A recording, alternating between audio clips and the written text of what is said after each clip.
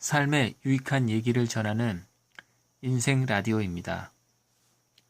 오늘은 제42회 중국에서 한류 드라마가 인기를 끄는 이유입니다. 한류 하면은 특히 중국 한류는 2000년인가 2001년인지 모르겠는데 안재욱 씨가 진출을 했을 때부터 시작한 걸로 압니다. 그때 그 소속사에서 계산을 해보니까 중국 진출하면 약 50억 정도 벌어들일 수 있다 그렇게 판단을 해서 국내 스케줄을 완전히 접고 진출을 했었죠. 그때 당시 안재욱 씨가 인기인 이유가 그때 당시는 중국에서 이랬나 봐요. 가수면 얼굴이 어떻게 생기든 필요 없이 노래만 잘 부르면 되고 연기자면 연기만 잘하면 되고 그랬는데, 근데 안재욱 씨는 얼굴 잘생겼고 노래 잘 부르고 또 자기가 뭐 추가적으로 하는 사업도 있다 이런 게 알려지니까 그냥 다재다능한 수식어가 붙은 거예요. 또 그런 사람을 본 적도 없었고 그래서 인기를 끌었다 얘기가 있었어요. 근데 우리가 한류 드라마라는 측면에서 한번 보겠습니다. 우리나라 드라마는 어떤 게 있냐면 거창하게 뭐 수목 드라마, 월화 드라마, 뭐 주말 드라마 이런 걸 떠나서 그냥 방송국 세트장에서 찍는 일일 연속극 같은 경우도 뭔가가 있냐면 본선징악이 확실해요. 그 다음에 뭐랄까 뭔가 그 따뜻한 정이라고 할까요? 가족 간의 정, 뭐 친구 간의 우애 뭐 이런 게 정말 많아요. 우리는 잘 못 느끼죠. 어렸을 때부터 계속 봐왔으니까. 근데 음악이라든지 배우들의 시선 처리, 전체적인 설정 같은 게 굉장히 뭐랄까 자연스럽다고 봐야죠. 그러니까 뭐 이란이나 이런 데서도 좋아하잖아요. 후소련 그러니까 중앙아시아 쪽 국가들에서도 우리 드라마 좋아하고. 그러니까 이런 측면을 중국에서는 어떻게 받아들이냐 하면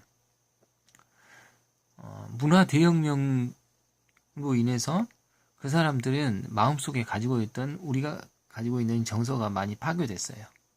문화 대혁명이라는 게 그때 당시 마오쩌둥이 그 식량 정책에 실패하죠.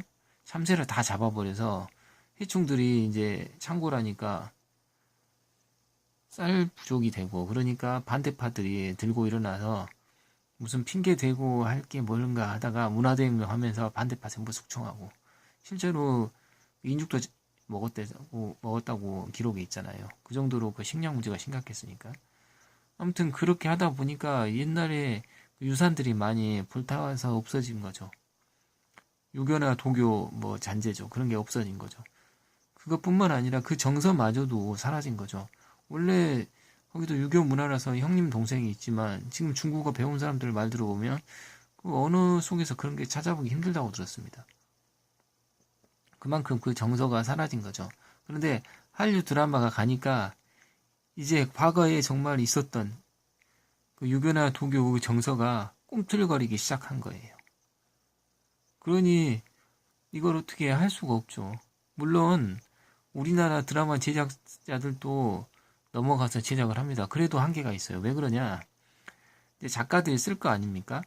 근데 그 중국이라는 나라는 이게 검열이라는 게 너무 엄격하다 보니까 뺀지 맞을 수가 있어요. 그래서 중국 작가들이 자가 검열을 합니다.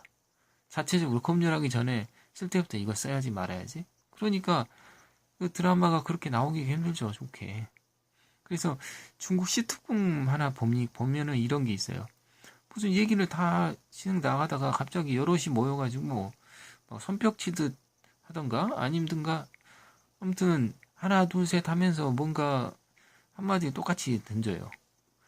그게 제가 뭔지 모르겠는데 한마디로 말해서 분위기가 다 함께 합심하자 이런 분위기 같아요. 자가검열 때문에 드라마가 그렇게 흘러가는 거죠. 그러니까 아무리 막는다고 해도 한류를 막을 수 없어요. 우리나라의 그 권선징악과 뭐 우애, 친구 간의 우애라든지 기타 여러 가지 따뜻한 정 같은 게 아시아를 강타하긴 하는 것 같습니다. 그러니까 중국에서 한류가 식을 것이다. 그건 저는 시기상조라고 봐요. 기후에 불과하다 이거죠. 중국이 앞으로 어떻게 될지 모르겠지만 지금처럼 공산당이 강압하고 언론도 관영 언론으로 도배되어 있는 이런 시점에서는 한류 드라마의 수요는 계속될 거라고 생각합니다. 그러니까 우리나라가 참 재밌는 나라입니다. 제가 생각해도. 요즘은 뭐 실장님 나오는 드라마 많아서 그런데 사실은 일일 연속극이 더 감동적이죠. 드러내는 게 더 많다는 뜻이에요.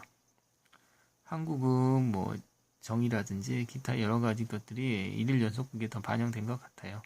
좀 요즘 드라마는 섭섭한 게 좀 많이 있어요. 너무 물질 만능주의를 조장한다고 할까요? 아무튼 방금 제가 오늘 42회에서는 중국에서 한류 드라마가 인기를 끄는 이유에 대해서 설명해 드렸습니다.